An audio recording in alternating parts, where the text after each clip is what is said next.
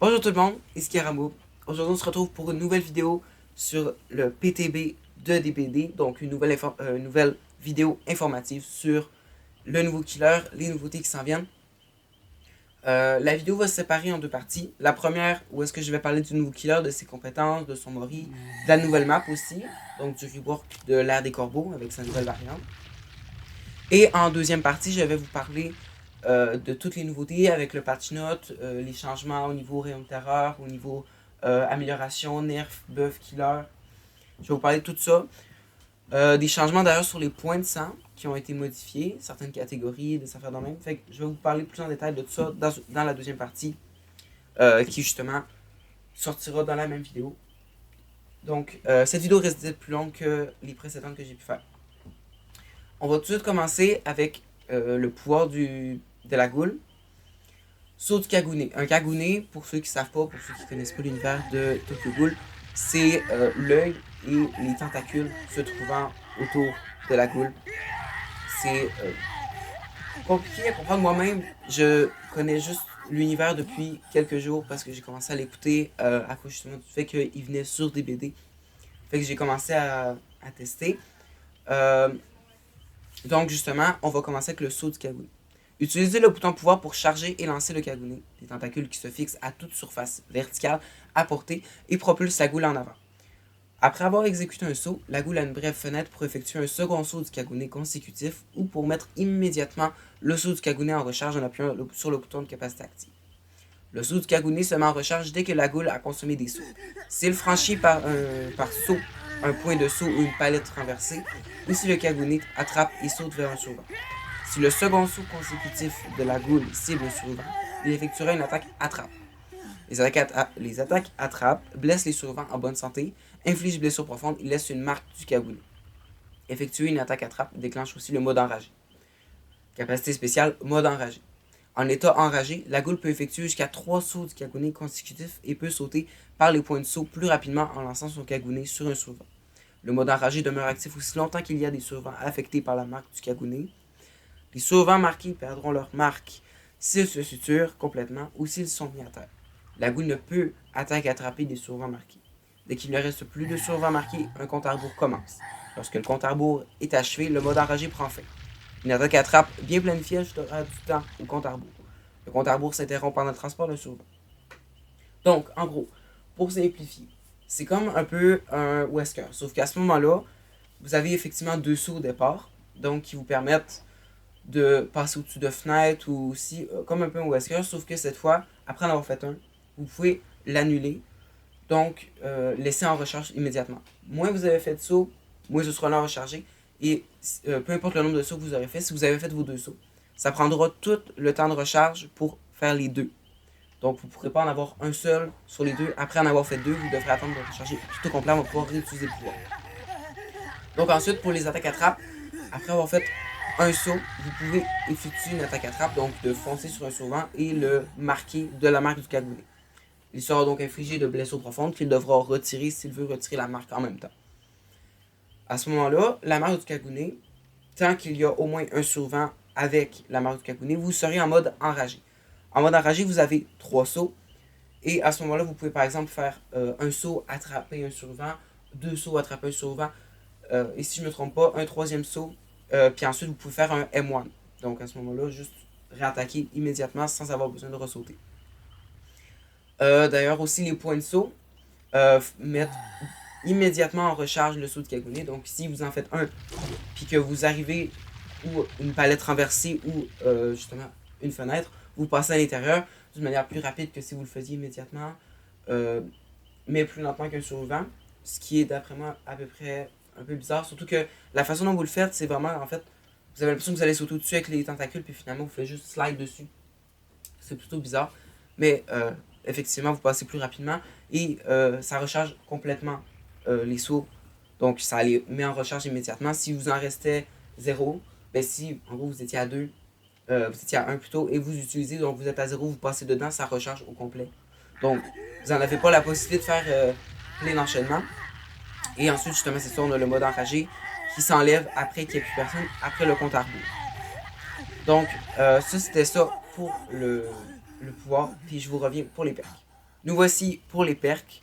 Donc, pour la première perk, on a un nouveau sort. Donc, le sort que du malheur. Une fois que vous aurez blessé des survivants 8 fois avec des attaques de base, un totem passif deviendra un totem ensorcelé et maudira tous les autres survivants. Tous les survivants, pardon. Lorsque vous blessez un survivant avec une attaque de base, il reçoit 5% d'entrave pendant 15 secondes. Au niveau 1, c'est 10 secondes. Au niveau 2, c'est 12 ou 13 secondes. Et au niveau 3, c'est 15 secondes. Ça, c'est un nouveau sort qui, d'après moi, se jumellerait bien avec brutalité rapide et garder le meilleur pour la fin. Ce genre de perk, c'est juste des perks pour killer et moine, comme trappeur. Ça peut être vraiment une très bonne perk. Parce que, en tant que trappeur, vous êtes un killer et moine. Vous avez besoin que les survivants soient soit ralentis, soit que vous ayez un boost de vitesse. Plus garder le meilleur pour la fin. Si vous n'avez pas brutalité rapide, donc si vous n'avez pas le xénomorphe ou la perk nécessaire grâce au temple, vous pouvez justement grâce à avoir justement que du malheur qui donne le même niveau d'entrave que vous, le même boost de vitesse. Donc, avec brutalité rapide, normalement, si je ne me trompe pas, c'est 5% de vitesse supplémentaire. Ici, 5% d'entrave pour les survivants. Fait que ça peut être un bon remplaçant ou même une fusion des deux peut être vraiment intéressante. À jamais lié, une perk encore à token. Lorsqu'un survivant est blessé, donc encore peut-être une fusion avec la même perk qui peut être intéressant, gagnez un jeton pour un maximum de 8. Pour chaque jeton, vous ramassez, lâchez et accrochez les survivants 4% plus vite. Avec l'intensité ardente, ça peut être vraiment intéressant. D'ailleurs, les grenades save ne seront plus possibles, d'après moi, avec la vitesse que vous aurez. Donc, vous pouvez aller jusqu'à 32% plus rapidement pour ramasser, lâcher et accrocher. Puis ça, c'est seulement quand vous blessez un survivant. Chaque fois que vous blessez un survivant de n'importe quelle manière que ce soit, vous gagnez 4% de rapidité pour ramasser, lâcher et accrocher les survivants. Ça peut être vraiment intéressant. Ensuite, la dernière, qui d'après moi, c'est la moins bonne, puis celle-là qui peut plus être dans un build game, personne n'est libre. Lorsque vous accrochez un survivant pour la première fois, vous gagnez un jeton jusqu'à un maximum de 4 au maximum. Lorsque tous les générateurs sont achevés, pour chaque jeton, toutes les fenêtres et les palettes debout sont bloquées pour tout le monde pendant 16 secondes. Donc en gros, je souligne bien et je surligne peut-être même en majuscule puis tout ce qu'on peut faire pour tout le monde parce que d'après ce que j'ai compris, les fenêtres et les palettes sont bloquées pour les survivants et le killer. Si je comprends bien. À part si c'est absolument pas ça. Mais d'après moi, ça bloque aussi pour le killer puis c'est vraiment pas quelque chose d'intéressant d'après moi.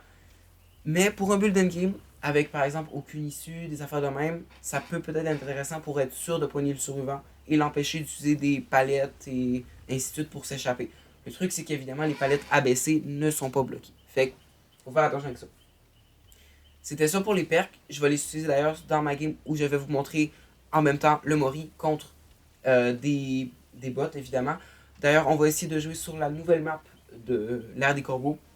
Ça va être une PP, évidemment, parce que c'est trop compliqué. Et je vais vous montrer tout le pouvoir comme je peux. C'est sûr qu'évidemment, ce ne sera pas le meilleur des gameplays. Donc, je vous recommande, après avoir regardé cette vidéo, d'aller voir d'autres youtubeurs qui sont bien meilleurs que moi pour montrer les pouvoirs de killer. Fait que je vous reviens sur la game. On se retrouve donc sur les Sables Morts, la nouvelle variante du cimetière, donc de l'ère des corbeaux. Et on commence avec ça. Tout d'abord, vous pouvez donc utiliser la capacité active pour charger le saut. Et vous allez avoir un curseur qui va vous dire si vous pouvez, oui ou non, vous accrocher là-dessus. Fait que si je vais sauter, ça me fait donc un boost. Et je peux, avec un certain timer, en faire un deuxième. À ce moment-là, ça va le mettre en recharge, comme vous voyez en bas à gauche. Et donc, voilà, j'ai hit le premier survivant. Ça a chargé 1 sur 8 pour le sort. Et donc, ensuite, si je veux, je peux faire, voilà. Là, oh. On a eu un petit bug. Effectivement, le PTB est extrêmement buggé. J'ai donc sauté au-dessus de la fenêtre, ce qui a mis en recharge immédiatement toutes mes affaires.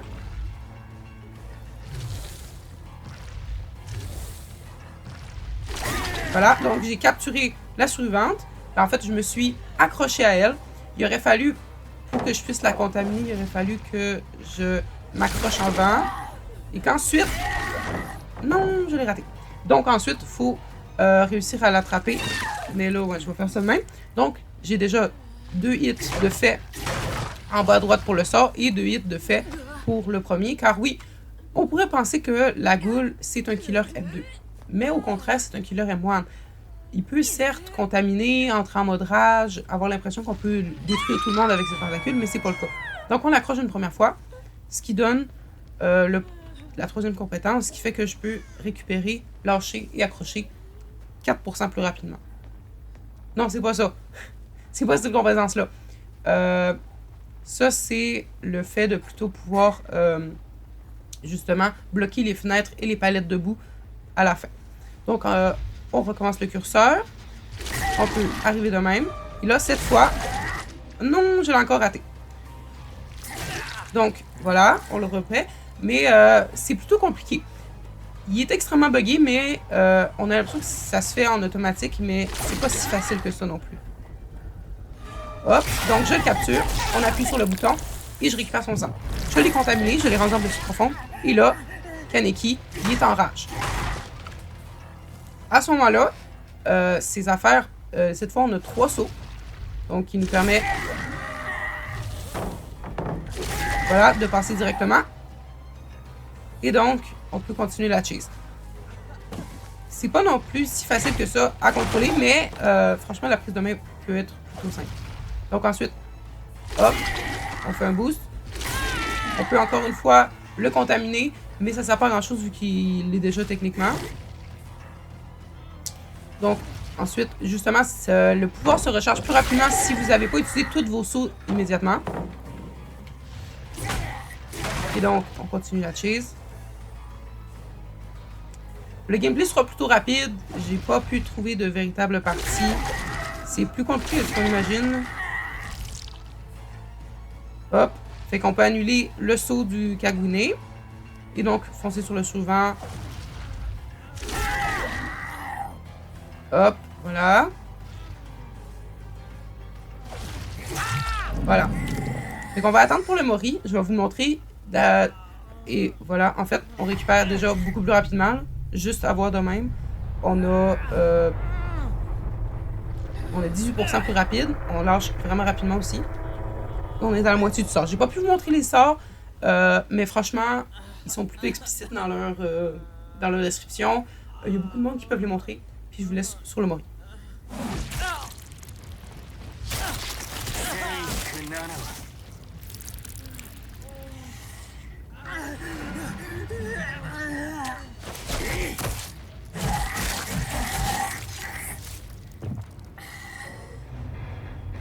Il est vraiment génial. Donc, on se retrouve sur la page web du jeu. La page web du jeu, pardon. La page du patch note, justement, de la 8.6 et non pas de la 8.0 comme j'ai pu dire en début de vidéo. Donc, on a justement le pouvoir, donc le nouveau killer avec ses add-ons, ses perks. On a une amélioration des marques des rafleurs qui seront mieux positionnées. C'est sûr que c'était pas les meilleures affaires, mais en tout cas. On a l'option justement qui a été pas mal dit, l'option d'abandon, donc dans certaines circonstances, où est-ce qu'on garde tous nos emblèmes, toute notre progression, nos XP, nos points de sang, toutes ces affaires-là seront gardées. Il y a 4 conditions, donc 2 conditions en killer et 2 conditions en survivant pour pouvoir avoir le bouton d'abandon. On a d'abord en killer quand tous les survivants sont des bots, donc quand par exemple tu es une marchande de crâne, que personne t'aime, ben que tout le monde quitte, puis que là tu peux quitter sans avoir de problème. Et lorsque aucun générateur n'a été achevé, donc terminé au cours des 10 dernières minutes. Lorsque ça arrive, c'est que souvent les survivants se sont cachés, ils continuent, ils sont accroupis, ils avancent. T'sais, on les trouve pas, ils sont sneaky, ils veulent pas faire de gêne. Fait qu'au final, après 10 minutes, ce qui est quand même vraiment énorme, mais je comprends, après 10 minutes, le killer peut quitter sans aucun problème. Après, en tant que survivant, c'est lorsque tous les survivants restants sont des bots. Justement, en gros, quand tu es tout seul en tant que survivant, tu peux quitter sans problème. Et quand tous les survivants sont en état de mort, donc quand tous les survivants sont en état de critique, tout le monde a le bouton d'abandon et peuvent donc quitter sans problème. Justement, en gros, on a la map du cimetière donc qui a été changé. Donc, plusieurs tuiles ont été modifiées. On a eu des affaires sur le balcon qui ont été rajoutées. On a les petits buissons avec les feuilles mortes qui ont été enlevées. Les branches, par exemple, contre Hillbilly, c'était plutôt compliqué parce que en tant que killer, tu te bloquais souvent dedans. Avec plein de killers justement comme Blight, tu voulais pas nécessairement te cogner dessus et pourtant ça le faisait quand même. Pour le base kit des portes de sortie, quand les générateurs sont terminés, généralement, on voit toutes les les 2 portes de sortie à travers les murs pendant 7 secondes. Sauf que maintenant, ils ont été modifiés à 12 secondes. Donc, par exemple, si vous êtes sur le hook, si vous faites ci, si vous faites ça, puis que vous vous en rendez pas compte tout de suite, au lieu de prendre 7 secondes, ça reste pendant 12 secondes et vous avez plus le temps de vous checker. Ensuite, il y a eu un équilibrage des points de sang en surve. Beaucoup de points de sang manquaient. Souvent, tu n'arrivais pas à finir toutes les catégories. Puis le killer, lui, il avait genre 30 000 points de sang au-dessus de toi. Parce que, tu sais, il y avait des offrandes puis tout. Mais sans offrande, souvent, c'était environ 10 000 points de sang supplémentaires au killer. Puis toi, t'es genre à 28 000, tu sais. Fait que c'était pas non plus très égal. Fait qu'ils ont modifié certaines affaires. Par exemple, je vais toutes les citer. L'augmentation du score de sauvetage du crochet de sécurité. C'est pas le même, c'est Google Traduction. Mais lorsque vous déhookez un surve de manière sécuritaire, auparavant, ça vous donnait 500 points de sang. Maintenant, c'est 1250. Lorsque vous soignez sans trousse de soins, auparavant, ça vous donnait 500 points de sang. Maintenant, c'est 750 au total. Si vous finissez pas le soin, ça vous donnera la portion en question. Mais lorsque vous terminez, ça vous donne 750 points. Avec trousse de soins, c'est rendu 1000. Lorsque vous soignez vous-même, auparavant, c'était 300 points de sang. Maintenant, c'est 750. Lorsque vous purifiez un totem terne, c'est plutôt un totem qui est éteint, justement, qui n'est pas allumé. Auparavant, ça vous donnait 1000 points de sang, ce qui était vraiment énorme. Maintenant, c'est quand même rendu 1500, fait que c'est encore mieux qu'avant. Lorsque vous évadez une poursuite, avant c'était 400, maintenant c'est 750. Lorsque vous réparez totalement un générateur, avant ça vous donnait jusqu'à 1250 points de sang si vous aviez travaillé dessus au complet. Maintenant c'est 2000. Pareil pour les portes de sortie. Lorsque vous déverrouillez un coffre, au lieu de 250 points de sang, c'est 750. Lorsque vous vous évadez de l'emprise du tueur ou que vous sauvez un survivant de l'emprise du tueur, donc un coéquipier, ça vous donne 1250 points de sang au lieu de 500. L'augmentation du score d'évasion d'obsession, donc quand vous vous évadiez en tant qu'obsession, si vous avez rien fait en tant que survie, donc de vous soigner vous-même, ça vous donnait jusqu'à, si je ne me trompe pas, c'est 5000 points de sang, plus, oui, non, 7500 si vous échappez sans rien, plus les 500 ou les 1250. Attendez un peu. C'était 1500 que ça vous donnait en plus, fait que ça vous faisait 7500. Oui, c'est ça. 7500 ou 6500 points de sang dans la catégorie survie, ce qui était vraiment pas bon, même si vous étiez l'obsession. Maintenant, c'est 2000. Ça augmente maintenant l'événement pourchassé à 50 points de sang par seconde au lieu de 40, ce qui est quand même plutôt bon. Bonne agitation, donc quand vous faites en dehors de la barre blanche, quand vous agitez, ça donnait 25 pendant ces 50, et donc 100 dans l'excellent au lieu de 50. Des événements ont été déplacés de catégorie, entre autres, laisser tomber une palette, étourdir le tueur, purifier un totem terne ou ensorceler, donc terne éteint. Avant, ça rapportait tout dans audace, maintenant c'est tout dans survie, fait que ça permet de plus en avoir, parce qu'auparavant c'était soit tu soignais tout seul, soit tu t'échappais. Fait que t'en avais pas beaucoup. Blessure profonde a été nerf, donc maintenant ça vous prend 10 secondes vous le faire tout seul, et 6 secondes si vous le faites à quelqu'un d'autre au lieu de 12 et 8 secondes respectivement. La Légion a été, quant à elle, buff par rapport à sa fatigue, au temps de déplacement de fatigue, à la durée de frénésie, donc tous des changements. 2 atomes ont été modifiés d'ailleurs, qui ont été nerfs, eux. Le Xeno a été rework par rapport à sa fonction, à son fonctionnement par rapport aux tourelles de flammes, aux lance-flammes. Auparavant, ça faisait que tu avais besoin de 100 charges, donc l'équivalent de 100 charges pour être retiré, donc brûler suffisamment le xénomorphe pour le retirer du mode quadrupède, sauf que maintenant ça passe à 175, ce qui est énorme, mais l'augmentation du délai avant que la chaleur ne commence à se dissiper. Auparavant, c'était vraiment genre une seconde après. Ça commençait à descendre à 25 charges par seconde. Maintenant, ça commence à se dissiper seulement 15 secondes plus tard et à 2 charges par seconde. Fait que ça va beaucoup moins rapidement, ça prend beaucoup plus de temps avant que ça commence à descendre. Puis vraiment, c'est vraiment un rework que Xeno n'avait pas besoin d'après moi. Il aurait pu s'en passer, on aurait pu vivre sans, mais ils ont décidé de faire ça pareil. Donc il y a quand même 5 ou 6 add-ons qui ont été modifiés. D'ailleurs, le casque d'urgence qui faisait que c'est 35% de chancellement en moins avec les tourelles qui ont été nerf à 15. C'est vraiment horrible, I think. Il y a eu des changements par rapport au rayon de terreur de certains killers. Donc, Billy et Blight passent à 40 mètres secondes. Wow. À 40 mètres de rayon de terreur au lieu de 32. Je comprends, c'est des killers de vitesse où est-ce qu'ils bougent beaucoup. Je comprends un peu. Et pour des killers tels que Piggy, Ghostface puis Marchand de Crâne, qui sont des killers sneaky, ils sont passés à 24 mètres de rayon de terreur au lieu de 32. Franchement, ça me fait bien. Des perks maintenant, par rapport aux perks killer, donc on a Instinct d'Alien. Il y a toujours des problèmes au niveau de traduction. Donc on a l'augmentation de la durée de révélation d'aura à 8 secondes au lieu de 5 secondes, comme c'était normalement. On a l'augmentation de la durée de l'effectuation inconscient à 60 secondes au lieu de 20 secondes. Fait que c'est vraiment intéressant, même si c'est seulement un seul sur, ça peut vraiment être bon. Lié à la mort, je ne sais pas c'est quoi la perk, mais je crois que c'est la perk de Pyramid Head qui fait que quand tu soignes quelqu'un, tu deviens conscient après être assez éloigné. Donc, au lieu que ce soit à 8 mètres, c'est à 4 mètres. Il faut vraiment rester très très proche. Sinon, vous avez inconscient. Ensuite, on a Hystérie, une perk de Nemesis.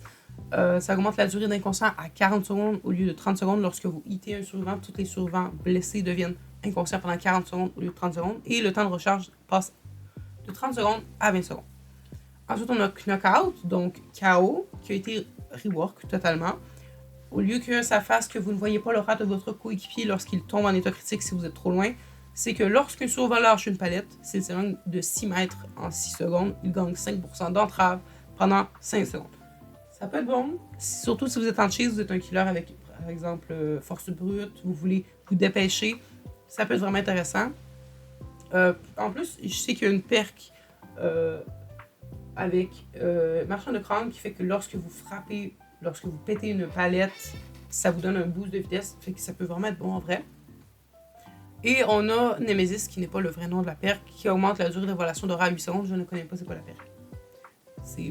Je sais pas. Ensuite, on a des add-ons, des perks en survivant, donc rapide et silencieux qui passe à 15 secondes de temps de rechargement au lieu de 20. Pourquoi pas? Il n'y a pas vraiment qui utilise cette perk-là à part les nouveaux joueurs, je trouve. Tromperie, je ne sais absolument pas ce que c'est. Mais ça augmente le temps pendant lequel vous ne laissez pas de marque de raflure à 5 secondes. Mais je crois que c'est... Donc là, il y a Danse avec moi, mais je sais pas c'est quoi. Franchement, je sais pas c'est quoi. Tromperie. Mais là, ça passe à 15 secondes, donc c'est littéralement la même perk ici. Donc l'augmentation où est-ce que ça cache les marques de raflure à 5 secondes, puis le temps de recharge à 15 secondes. Danse avec moi, la perk de Kate, rapide et silencieux, perk de Meg, et fausse piste qui est l'heure, donc la perk de Zarina, si je ne me trompe pas. Après avoir réparé pendant 1 seconde au lieu de 3, votre générateur est marqué. Et lorsque vous entrez dans un générateur, ça fait péter le gène. Donc, une fausse façon, ça fait une fausse alerte au killer. Et ça fait un temps de recharge de 15 secondes au lieu de 20 secondes. Désormais, vous verrez vos perks équipés dans l'écran de chargement. Je ne sais pas quoi ça va servir, mais ça va être là. L'amélioration des bots, donc, ils sont un peu meilleurs. Il y a beaucoup de bugs qui sont réglés. Et je ne vous les citerai pas toutes. Des problèmes qui ont été réglés, toutes des affaires dans ce style-là. Je vous ai tout dit sur, justement, la nouvelle mise à jour qui s'en vient, la 8.6.0, qui arrivera début avril. Si je ne me trompe pas, c'est le 2. Mais je ne suis pas totalement sûre. Mais justement, en plus, on va avoir bientôt la Blood Moon qui risque d'arriver en mai, si je ne me trompe pas. En plus de tout ça, justement, c'est ça, on a peut-être un événement pour le 1er avril, donc des nouveaux cosmétiques. Un mode de jeu peut-être, comme à la Oni, avec mon petit Oni. Peut-être quelque chose de ce style-là. je vous, je vous conseille d'aller voir d'autres vidéos sur le sujet parce que je ne suis pas le meilleur pour présenter ces vidéos-là, ces infos-là. Mais j'ai toujours du fun à faire ces vidéos-là sur le sujet. Fait que dites-moi ce que vous en pensez. Faites-le moi savoir. Et bonne journée, bonne soirée et à la prochaine!